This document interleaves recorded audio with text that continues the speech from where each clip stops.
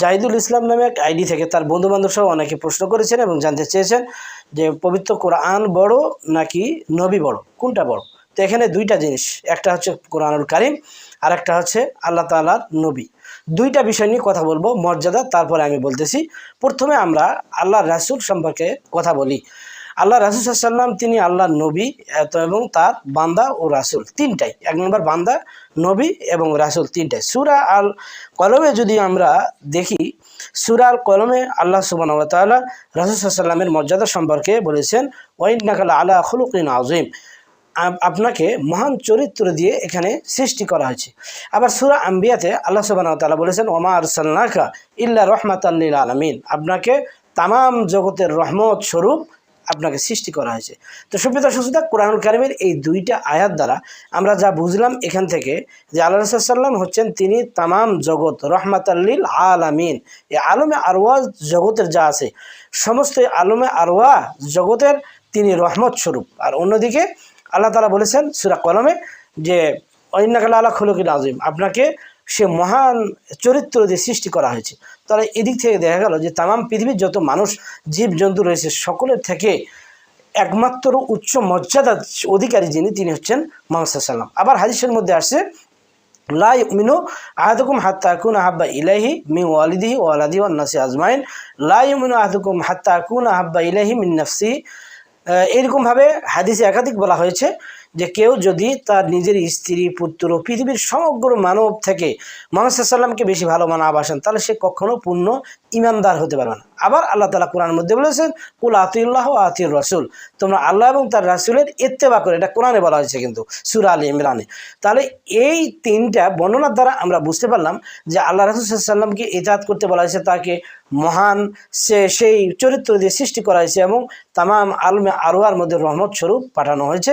আর এদিকে হাদিসে আল্লাহ রাসূল সাল্লাল্লাহু আলাইহি ওয়াসাল্লাম যে কথাটা বলেছেন যে পৃথিবীর এমনকি স্ত্রী পুত্র যত মানুষ আছে সব মানুষ থেকে যদি মুহাম্মদ সাল্লাল্লাহু আলাইহি ওয়াসাল্লামকে কেউ ভালো না বাসে এবং তার অনুকরণ না করে, তাহলে সে ঈমানদার হতে পারে না। তাহলে এদিক থেকে মুহাম্মদ সাল্লাল্লাহু আলাইহি ওয়াসাল্লাম অনেক বড়। আচ্ছা, এইবার আসি আমরা কোরআনুল কারিমের দিক। সূরা আশ-শুআরা 129 নম্বর আয়াতে আল্লাহ তাআলা বলেছেন কোরআনুল কারিমের ব্যাপারে যে এই কোরআনুল কারিম তোমার রবের পক্ষ থেকে নাজিল করা হয়েছে।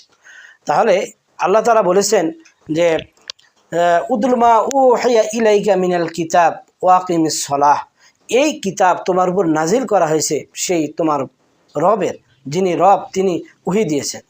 তাহলে এই কোরআনুল কারিমের আবার আরেকটা আয়াত আছে, বাল হুয়া কোরআন মাজিদ ফি লাওহিম মাহফুজ, এই কালামুল্লাহ, এই কোরআনুল কারিম ছিল লাওহে মাহফুজে, এটা হাজা কালামুল্লাহ, এটা হচ্ছে আল্লাহ তাআলার কালাম।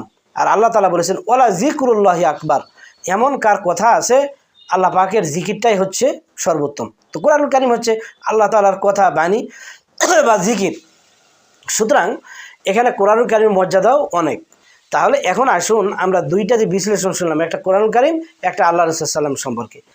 এবার কোরআনুল কারিমে যদি আমরা দেখি, তাহলে কোরআনুল কারিমে বলা হয়েছে ইন্না আতাইনাকাল কাউসার ফাসাল্লি লিরাব্বিকা ওয়ানহার, নবীকে এই কোরআনের দ্বারা আদেশ করা হয়েছে যে আপনি কি করুন, সালাত আদায় করুন এবং কুরবানি করুন। আর এই কোরআনটা হচ্ছে একমাত্র আল্লাহ তাআলার কালাম, আর নবী সাল্লাল্লাহু আলাইহি ওয়াসাল্লাম হচ্ছেন আল্লাহ পাকের পক্ষ থেকে রাসূল। কাজেই দুইটা জিনিসই আল্লাহ পাক পাঠাইছেন, একটা তার কালাম আর আরেকটা হচ্ছে নবী সাল্লাল্লাহু আলাইহি ওয়াসাল্লাম তার রাসূল, প্রিয় বান্দা। তাহলে আল্লাহ পাক ততক্ষণ পর্যন্ত কোরআন নাজিল করেন নাই যতক্ষণ পর্যন্ত তার রাসূল না আসছেন। আবার এটা দেখা যায় রাসূলের জীবনের 40 বছর বয়সে তিনি যখন উপনীত হন, তখন কোরআনুল কারিম তার উপর নাজিল করতে শুরু করা হয়। সুতরাং কোরআনুল কারিম লাওহে মাহফুজে এক জায়গায় ছিল, 40 বছর বয়স যখন পূর্ণ হয়ে যায় তখন রাসূল সাল্লাল্লাহু আলাইহি ওয়াসাল্লামের উপর নাজিল হয়। কাজেই এখানে উলামায়ে কেরামদের ঐক্যমতের ভিত্তিতে কোরআনুল কারিম হচ্ছে আল্লাহ তাআলার কালাম, এটাও হচ্ছে আল্লাহ তাআলার একটা বড়, যেটা মানব জাতির একটা সংবিধান, জীবন চলার বিধান।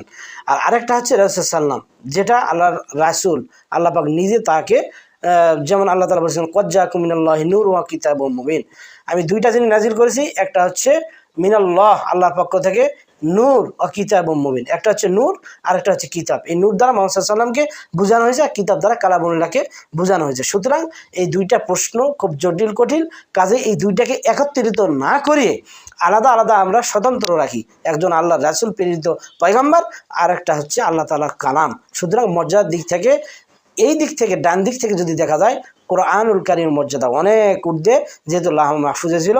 আবার আরেক লাইন থেকে যদি আনি, আমরা মুহাম্মদ সাল্লাল্লাহু আলাইহি ওয়াসাল্লামকে আনি, তাহলে মুহাম্মদ সাল্লাল্লাহু আলাইহি ওয়াসাল্লাম অনেক ঊর্ধ্বে, যিনি মর্যাদার দিক থেকে অনেক বেশি। সুতরাং এই দুইটাকে কখনো কম্প্রোমাইজ করে এই ধরনের প্রশ্ন করাটার প্রয়োজন নেই।